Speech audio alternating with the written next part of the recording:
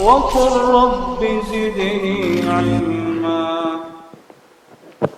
إن الحمد لله نحمده ونستعينه ونستغفره ونستهديه ونعوذ بالله من شرور أنفسنا وسيئات أعمالنا. من يهده الله فلا مضل له ومن يضلل فلا هادي له.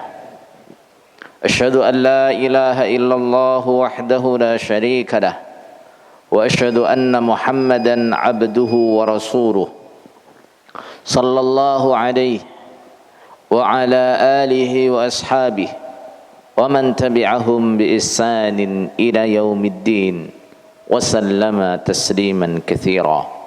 أما بعد، فيقول الله سبحانه وتعالى: يا أيها الذين آمنوا اتقوا الله حق تقاته ولا تموتن إلا وأنتم مسلمون. يا أيها الذين آمنوا اتقوا الله وقولوا قولا سديدا يصلح لكم أعمالكم ويغفر لكم ذنوبكم ومن يطع الله ورسوله فقد فاز فوزا عظيما. يا أيها الناس اتقوا ربكم الذي خلقكم من نفس واحدة وخلق منها زوجها وبث منهما رجالا كثيرا ونساء واتقوا الله الذي تساءلون به والأرحام إن الله كان عليكم رقيبا. Saudara kaum muslimin rahimanillahu wa iyyakum, bila kita memperhatikan aktivitas manusia sehari-hari, sebagian dari mereka sibuk dengan dagangannya, sebagian sibuk dengan pertaniannya, sebagian sibuk dengan ternaknya, sebagian sibuk dengan bisnisnya. Semuanya sibuk. Seakan-akan mereka tidak ingat lagi bahwa ada kematian yang selalu mengintai mereka. Seakan-akan mereka akan kekal di dunia. Padahal saudara sekalian, setiap kita sudah divonis mati. Semua kita sudah divonis mati. Allah Ta'ala berfirman, kullu nafsin dha'iqatul maut. Setiap diri, setiap yang hidup, setiap yang bernafas pasti akan merasakan mati tanpa terkecuali. Akan tetapi kerasnya hati, pengaruh gemerlapnya dunia membuat kita seakan tidak ingat lagi akan kematian itu. Membuat kita seakan akan hidup selamanya di dunia. Bila kita ditanya kapan kita akan mati, tentu tidak ada yang bisa menjawab, karena itu adalah rahasia Allah. Yang jelas saudara sekalian, semakin bertambah umur kita, berarti semakin dekat kematian kita. Diceritakan Fudail bin Iyad rahimahullah, salah seorang ulama tabi'in, dia bertemu seorang laki-laki. Lalu dia tanya, kam umruka? sudah berapa umurmu? Dia jawab, 60 sana, 60 tahun. Kemudian Fudail berkata, idzan, berarti engkau mundu 60 sana, semenjak 60 tahun, tasiru ilallah, berjalan menuju kepada Allah. Berarti sudah 60 tahun kau berjalan untuk menuju pada kematian. Berarti sudah 60 tahun kau berjalan sedikit demi sedikit untuk mendekati kematianmu. Tushiku an tasil. Gak lama lagi kamu akan sampai. Apa kata laki-laki itu? Inna lillah wa inna ilaihi raji'un. Kalimat apa itu? Kalimat yang diucapkan oleh orang Islam ketika dia mendapatkan musibah. Musibah apa, saudara sekalian? Musibah kita bukanlah kematian. Musibah kita bukanlah habisnya umur. Musibah kita adalah ketika umur kita semakin habis, hari-hari kita lalui, bulan demi bulan kita lalui, tahun demi tahun kita lalui, kebaikan kita tidak bertambah, dosa kita tidak berkurang. Itulah musibah kita. Maka ketika dia diingatkan oleh Fudail bin Iyad, berarti selama 60 tahun engkau berjalan menuju kematian. Selama 60 tahun engkau berjalan terus mendekati kematian. Dia istirja, inna lillahi wa inna ilaihi raji'un. Selama ini saya lalai. Fudail pun bertanya, hal ta'rifu ma'naha? Kamu tahu enggak artinya inna lillah wa inna ilaihi raji'un? Tahu enggak apa artinya itu? Kalau kita terjemahkan, aku adalah milik Allah dan aku pasti akan kembali kepada Allah. Ngerti apa maksudnya itu?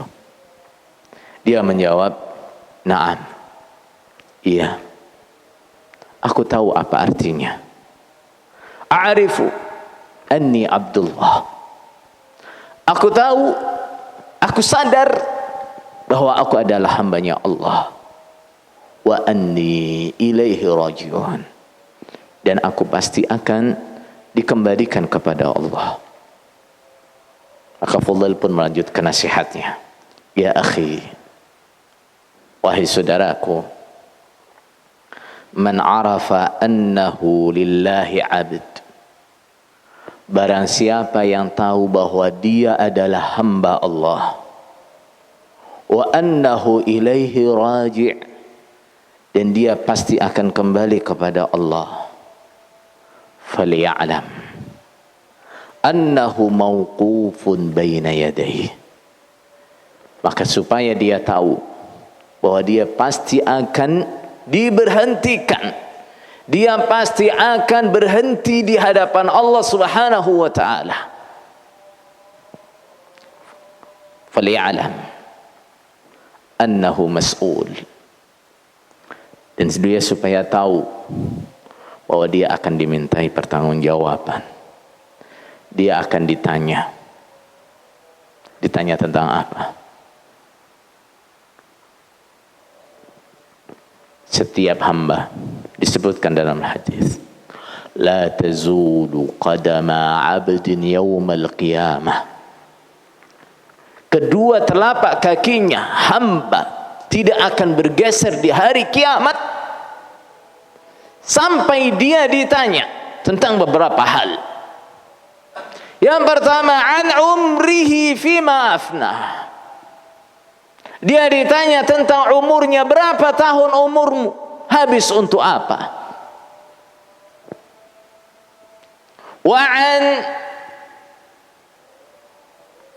jismihi fima ablah, dan ditanya tentang jasadnya, tentang badannya. Rusak untuk apa? Kamu dulu punya badan yang sehat, yang gagah, sampai tua, sampai reot. Buat apa itu? Wa an ilmihi fima fa'al, dan dia ditanya tentang ilmunya, seberapa yang sudah diamalkan, apa yang dia amalkan dengan ilmunya. Wa an malihi, dan tentang hartanya. Min aina iktasabah, dari mana dia dapatkan, apakah dari yang halal atau dari yang haram. Wa fima anfaqah, dan dia infakkan untuk apa. Setiap orang yang meyakini bahwa dia akan kembali kepada Allah, dia juga harus menyadari bahwa dia akan dimintai pertanggungjawaban, bahwa dia akan ditanya. Wa man alima annahu mas'ul falyu'idda lis-su'ali jawaba. Dan barang siapa yang tahu, yang sadar bahwa dia akan ditanya, maka supaya mempersiapkan jawabannya. Saudara sekalian, jawaban kita di hari kiamat, bahkan jawaban kita sejak di alam kubur, bukan apa yang kita hafalkan di dunia, tapi apa yang kita yakini dan kita amalkan selama di dunia. Itulah jawaban. Kita tidak bisa mengarang jawaban di sana.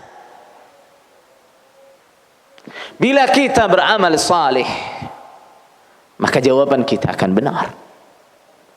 Bila perilaku kita benar, jawaban kita otomatis benar. Walaupun kita tidak menyiapkan, saya nanti kalau ditanya tentang harta saya akan saya jawab begini-begini. Kalau saya ditanya tentang ilmu saya akan saya jawab begini-begini. Tapi dengan amalan itulah kita akan menjawabnya. Wa man alima annahu mas'ulun falyu'idda lahu jawaba. Barang siapa yang tahu bahwa dia akan ditanya, siapkan jawabannya. Jawabannya dari mana? Dari amalan kita. Oh iya.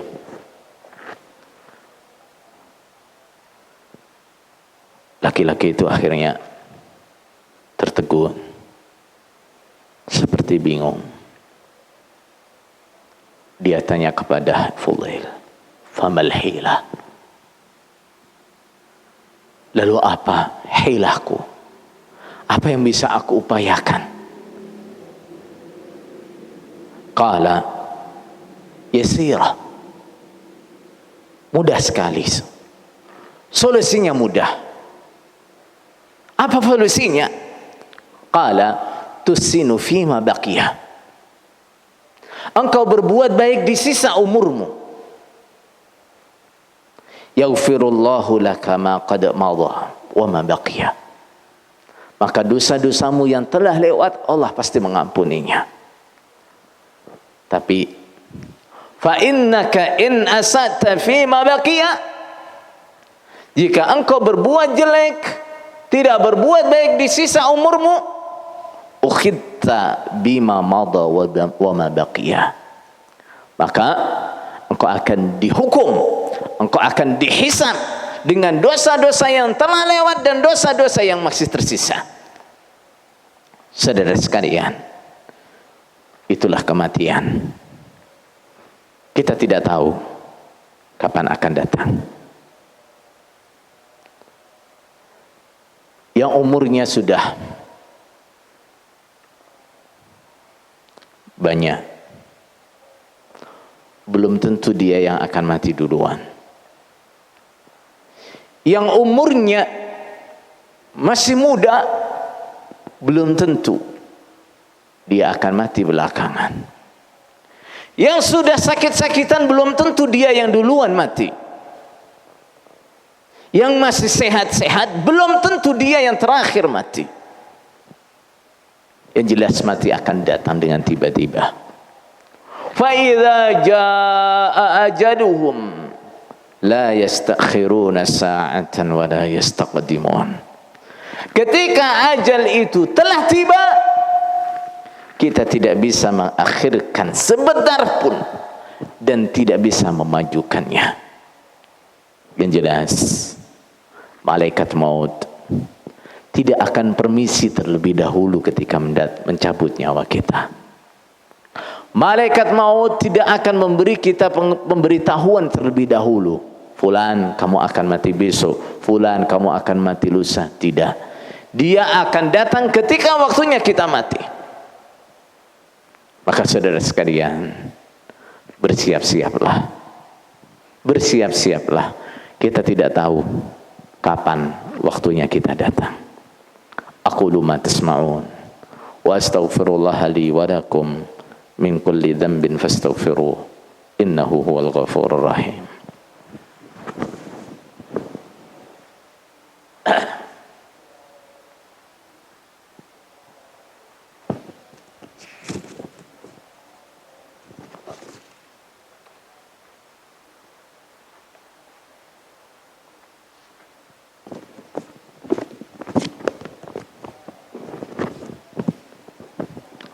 Alhamdulillahi Rabbil Alamin, wassalatu wassalamu ala ashrafil anbiya'i wal mursalin, nabiyyina Muhammad wa ala alihi wa sahbihi ajma'in. Amma ba'd. Saudara sekalian, Rasulullah sallallahu alaihi wasallam